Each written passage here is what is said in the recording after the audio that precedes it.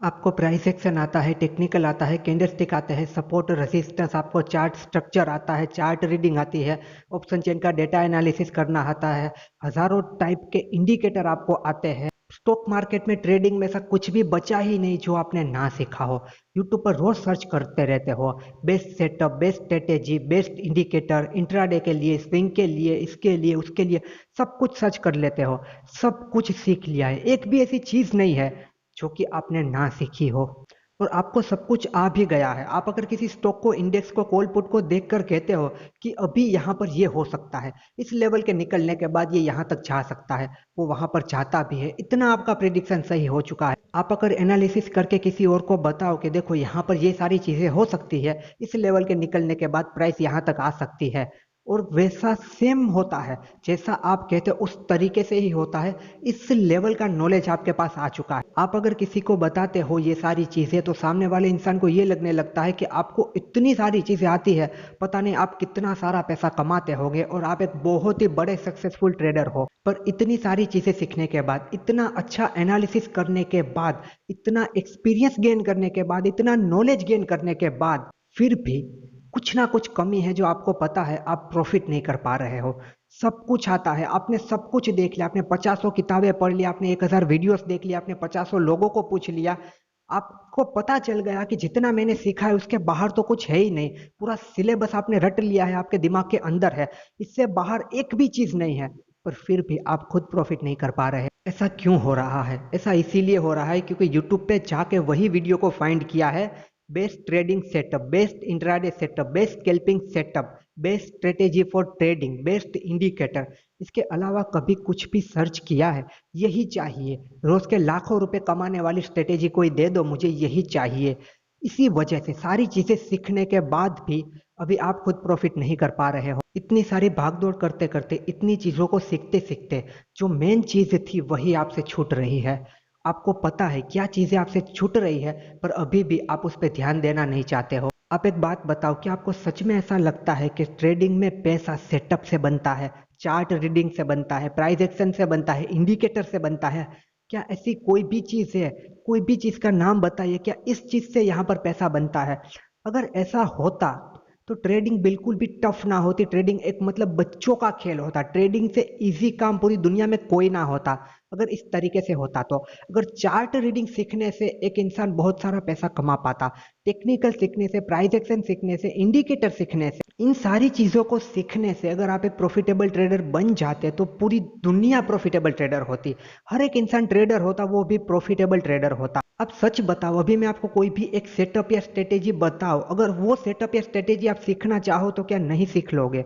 मैं कोई भी इंडिकेटर आपको बताओ, आप नहीं सीख पाओगे क्या उस इंडिकेटर को? मुझे कुछ बताने की भी जरूरत नहीं पड़ेगी, इतने सारे सेटअप और स्ट्रेटेजी ऑलरेडी आपके पास है। पर फिर भी कोई भी काम आ रहा है क्या? कोई भी सेटअप, कोई भी इंडिकेटर, कोई भी स्ट्रेटेजी प्रॉफिट कमाने में काम आ रही है या नहीं आ रही है?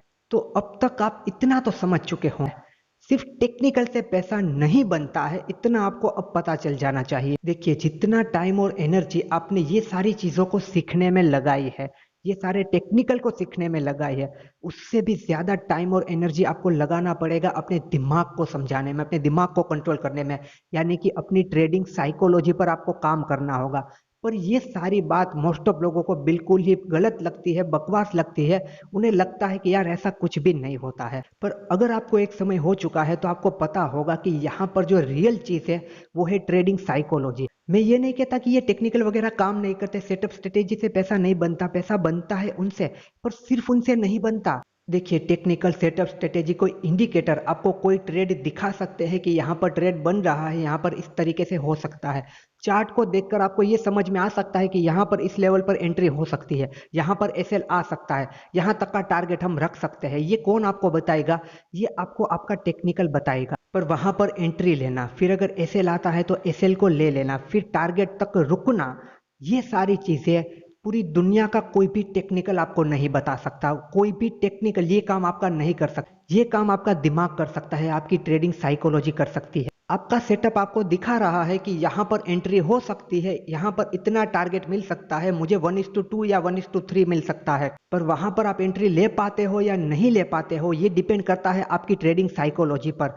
क्योंकि एक फियर ऑफ लॉस का फैक्टर होता है जो कि आपके दिमाग में है। फियर ऑफ लॉस, ट्रेड लिया और मुझे लॉस हो गया तो आपके सेटअप ने प्रॉपर बता दिया कि प्राइस यहाँ पर ब्रेकआउट कर रही है, यहाँ तक जा सकते हैं, इतना प्रॉफिट आपको हो सकता है अगर इतनी क्वांटिटी इतने लॉट आपने लिए तो। पर आपकी ट्रेडिंग साइकोलॉजी वो चीज़ आपको करने से रोक रही है। आपके अंदर जो फियर ऑफ लॉस है वो आपको ये करने से रोक रहा है। फिर कहीं पर आप देख रहे हो आपका कोई सेटअप बनने वाला है, वहां पर कोई ब्रेकआउट होने वाला है, वहां पर आप वेट करना चाहते हो कि पहले सही से ब्रेकआउट होने देता हूँ, वेट करता हूँ, फिर जाके मैं वहां पे ट्रेड करूंगा। फिर आपके अंदर कोई एक ऐसी चीज है जिसे कि फोमो कहा जाता है, फियर ऑफ मिसिंग आउट, यानी कि ट्रेड छूटने का डर। ब्रेकआउट से पहले ही ले लेके बैठ जाते हो वहां पर ट्रेड कि अभी नहीं लूंगा तो जल्दी से निकल जाएगा, टारगेट हिट कर देगा, मेरे हाथ में नहीं आएगा, मेरा प्रॉफिट चला जाएगा, मेरा ट्रेड चला जाएगा, ना जाने क्या क्या सोच लेते हो, वहां पर ट्रेड ले लेते हो और वहां से रिवर्स करके आपका लॉस होता है। अब मान लेते हैं कि आपको फोमो भी नहीं हुआ, आपको फियर ऑफ लॉस भी नहीं हुआ, आपका सेटअप बना, आपने वहां पर एंट्री ले ली। अब वो रिवर्स करके आपके एसएल के पास आता है।